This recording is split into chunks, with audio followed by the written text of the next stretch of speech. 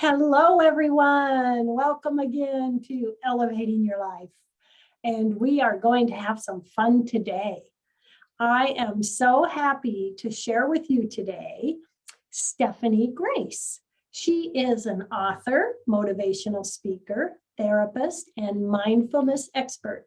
She has used self-exploration and mindfulness to overcome many adversities, including addiction and remnants of a traumatic upbringing, to live a more vital, inspired, and fulfilling life. She is the author of Creating Real Happiness, A to Z, a mindful guide to discovering, loving, and accepting your true self. And I loved this book so much. It had so much great stuff in it. She is also a state licensed and board certified professional counselor, 21 years of experience counseling individuals and couples using her unique blend of psychology and spirituality. And Stephani is joining us today from my neighbor state of Oregon. So first off, welcome, Stephani. Oh, thank you. I'm so happy to be here. So happy. Just thrilled to share you with everyone. I really am. Well, I would love to have you share a little more of your background with us and kind of what triggered you to write this fantastic book. Yeah, well, let's see, my background. I come from a pretty, traumatic, difficult upbringing, and I have worked, really hard in my life to learn and understand happiness and finding contentment. And then I was drawn to counseling and helping others, but have found through my work of working one-on-one, I just felt this desire to try and reach more people. And so the idea came to me of using all the things that I have found effective with myself and with my clients and putting it all into a little book that's approachable and easy for people. So that's how Creating Real Happiness, A to Z came to be. And then I thought, okay, I'm going to write a book and put it out in the world and see if I can, reach more people, inspire more people to live the life that they deserve to be living, a life where they're happy and at peace and fulfilled.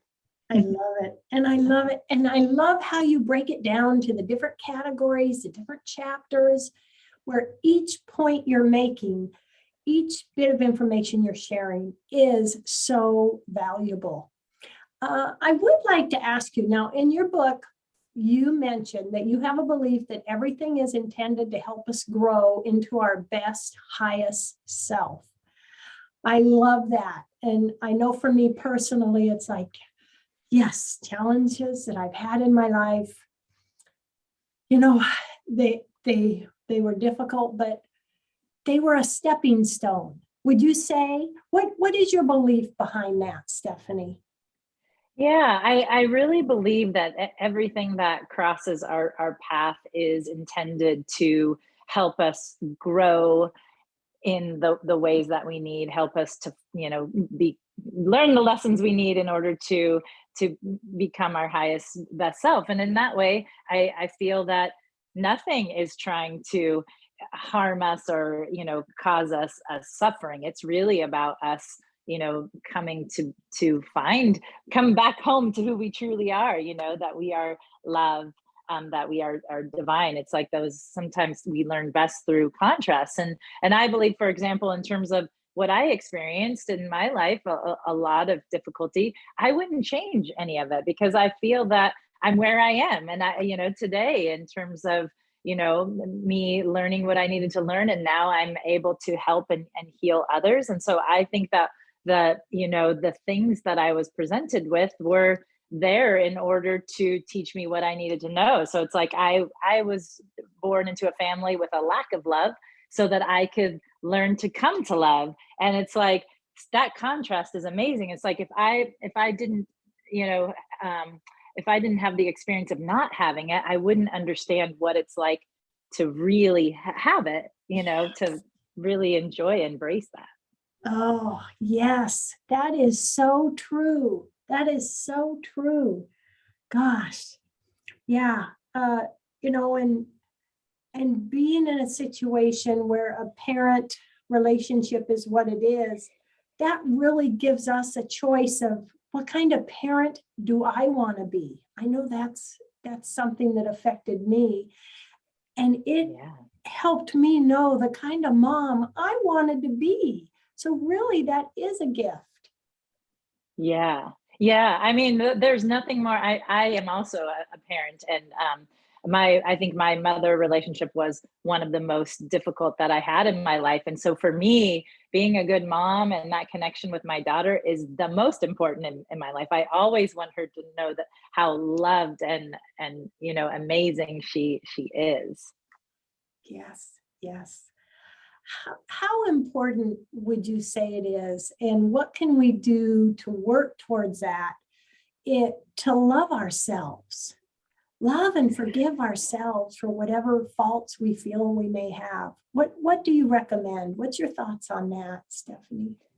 Yeah, well, I think it's the most important. So it's like in terms of the work that I do, in terms of counseling and helping to heal and people with whatever ailment it is they come to me with, I believe that loving and accepting yourself is the answer to everything. That's how important I think it is. And in terms of people coming to that, it's like one step at a time, but the most important step is beginning to know our true self, because the thing is that we are born knowing we're lovable, worthy of all we desired, and our true selves are nothing but love, right? But what happens is we get conditioning from our families, from the world, and that conditioning begins to cover up our truth. And so often we're walking around thinking that the conditioning we've received from the world is our truth, and that conditioning, that ego that gets developed, is often not very nice and very kind, right? And so the first step is people beginning to understand that that isn't their truth, and beginning to develop a relationship with their true selves. And so that's the first step, is understanding that. And then there are all kinds of tools. That's one of the things in the book that I wrote, Creating Real Happiness A to Z, is that it essentially gives people a lot of different choices in terms of ways they can work on developing a relationship with their true self, and understanding that that is their truth and not their conditioning. And then they can kind of explore and play around with a bunch of these different tools and find ones that resonate for them, or tools that are sustainable in their life. Because the truth of it is that we do have to practice every day. We do have to do something different if we don't like our current reality. And so we can talk about some of the different tools that I think are effective in terms of coming to know your true self and learning to love and accept yourself. Yes, yes. And that is so fantastic about your book, is there's so many different tools, so many things in our toolbox that we can use towards this goal and towards accepting ourselves and loving ourselves.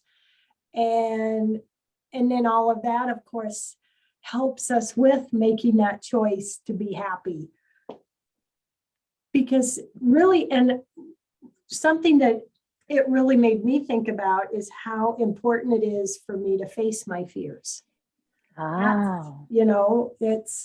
That's a part of, reaching those goals, isn't it? Yeah, I mean, fear is a normal part of life, and something that I always like to say is that we can become friends with fear. Like, there are two different kinds of fear, and we really understand, we know when it is, what kind it is. It's like there's the fear that's telling us we're in danger, and then there's the fear that's letting us know we're right up against our comfort zone. So if we know we're not in danger, we can begin to think of fear as sort of exciting. It's like, ooh, I'm in fear, this means I'm growing, right? And the other thing is that we can know that we're in great company when we are in fear in terms of growing, because you can't do anything fantastic or fabulous, like in terms of success, without fear. Yes, yes. And something in your book that I loved was, face your fears, free your soul. And that's exciting to think, oh, I'm good. There you go. I'm going to free my soul. I'm going to let my soul fly. Yeah. Let those fears hold it down. Yes, exactly. Because our soul is our true self, right? And it's like, to honor our true self is really to live our most, emboldened life, the life we're meant to be living. And often what keeps us from it is fear, our conditioning, our ego. Yeah. And to live our passion and our goal and let our true self shine. Oh my gosh, that's beyond words wonderful, isn't it? Oh, that's it. That's the key, right? That's what we're all looking for. That's what we want, and that's what we all deserve. That's what we all deserve. Yeah, yeah. Yeah. And something else you discussed in the book that I loved was your beliefs shape your reality because you get to believe whatever you choose. Oh, that's a huge and powerful statement, Stephanie. Tell us a bit more about that aspect. Yeah, I mean, it really is true. What you're thinking about, what you're believing is what you're creating. It creates your reality. So if you're focusing on what isn't working for you in your life, if you're focusing on what you don't like, then unfortunately that's what you're going to see. So if you don't like your life or you're not happy, begin with your thoughts and begin to shift them toward how you want to feel, what you want to be creating, beginning to focus on that. And one of the things I think that is really helpful, and in terms of what we were talking about earlier, like steps that you can take in terms of beginning to love yourself, beginning to have a more happy life, is gratitude practice. It's the number one thing that I would say to people. If you're only going to do one thing, I recommend do gratitude practice, or we can shift it to what's working practice if you don't like the word gratitude practice. And the reason why it's so effective is because I promise you, everyone has something to be grateful for there in their life. Everyone has something that's working. And just adding that simple practice of focusing on what's working in your life, what you're grateful for, will just begin to shift things for you. It'll begin to make you feel like, hopeful. It will begin to make you feel like you are worthy. The universe is on your side. So it's a great practice. I love that. I love that. I am so there with you. I have always believed every morning, no matter what, I'm going to think about something that I'm grateful for. And I believe that shifts and affects my whole day. I really do. Yeah, it does. And if I'm in a bad space with whatever reason, like I got grumpy or I'm just kind of in a negative space, I just go, okay, I'm just going to shift into gratitude practice, and it pulls me right out of it. I love it. Gratitude practice. I love that. Yes. Yes. What a term. Oh, I'm going to be a gratitude practicer. Yes. We should all be, right? That's and right. the cool thing is that it creates more of it. The more we focus on what we're grateful for and what's working, it just multiplies. And so then it's like, that's all that we have, is just more and more things to be grateful for. And isn't that just a beautiful and powerful thing to realize that, what we put out there, we're creating more of. So we have such a beautiful opportunity, each one of us, to create in our lives, don't we? We do. I mean, that's the thing I want people to understand, is that we actually have so much power, so much control in terms of our own happiness, in terms of what our life looks like, right? We don't have control over the external, but we do have control over the internal. And so in that way, we always get to decide how things are going for us. Oh, boy, and that is something to celebrate. It really is, isn't it? It is. Oh my gosh. In your book, you mentioned something called mirror work. What is mirror work, Stephanie?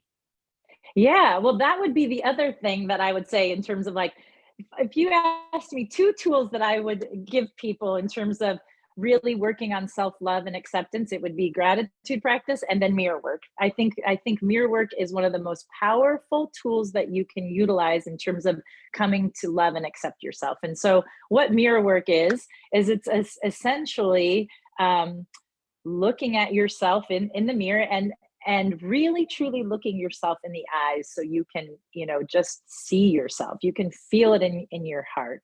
And what it is you begin saying the things to yourself that it is that you most need to hear. So I most often would have people start with something like, I love you, or you are so lovable.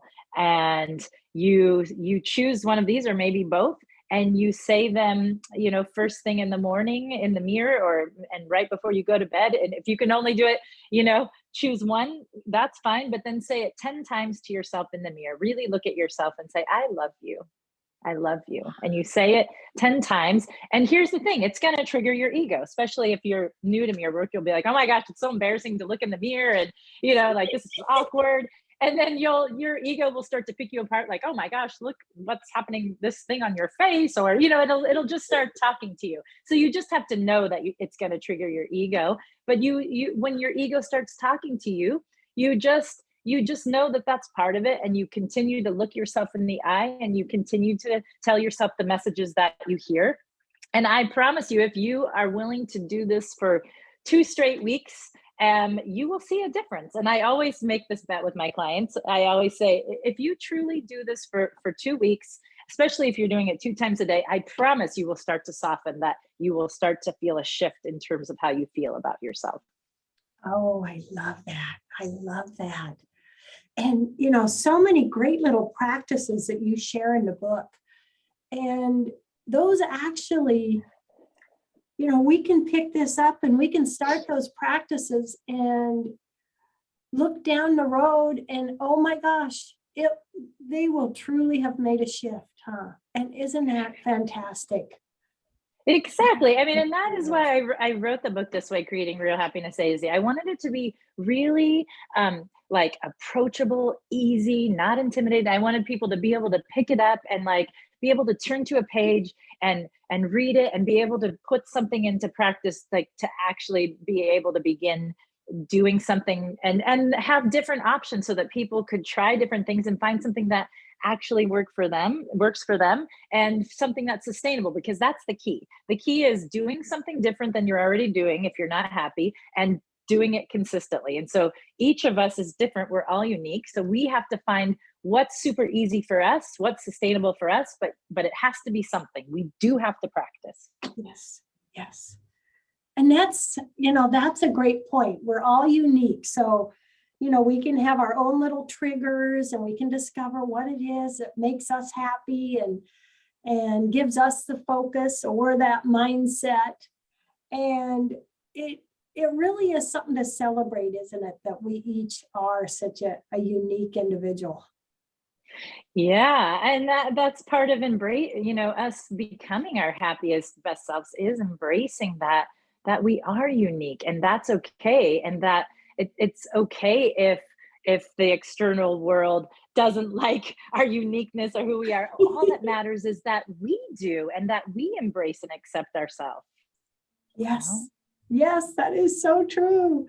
And something else in your book that I absolutely loved was, build yourself up by being an appreciator of life.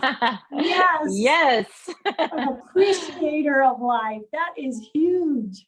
Yes, I love that. Yes, I always think about that, but it's like we have a choice. We can either appreciate or not, right? And so it's kind of like we were talking about earlier, it's what we focus on. And so it's like we can focus on what annoys us or makes us, grumpy, or we can focus on the things that we really appreciate. And we can do that with ourselves, with the world, with other humans. It's like, like with our partner, family members, we can focus on how they annoy us, or we can focus on how we love them, right? Or how they bring joy to our life, or greatness or love to our life. Yes, yes. Yeah.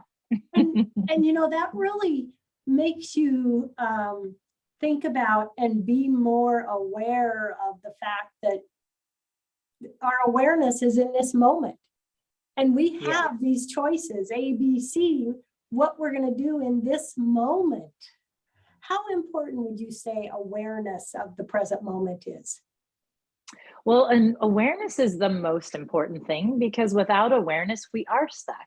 And so it is true, that people who are, like when we're having a certain reality, if we don't have awareness of it, we can't change. So awareness is the thing that allows us to be able to shift. We can't shift anything without first being able to see it or have attention of it.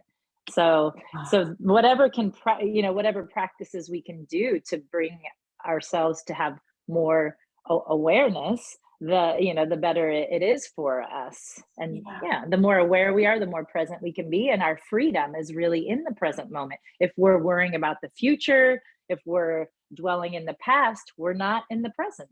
Mhm. So do you have any tips or recommendations that you'd like to share on what we can do right now today to be more in our awareness? What would you advise? Well, I think one thing that is really easy, even someone who does, because meditation is what I always say, but I know meditation can sound really scary to people. I'm like, I'm not going to do that. So, like, one thing that I would recommend to people that they could do today is practice when you're having conversations with people. Use that. So, really practice being present with them. Just really listen to what they're saying and be with them, rather than being in your head and thinking about what you might begin, like, what am I going to say next, or what's for dinner? Use that moment when you're having a conversation with someone to practice being present. Really be with them, really listen to what they're saying. That's one way you can kind of begin practice being more present. Oh, I love that. Oh my gosh, that is so fantastic.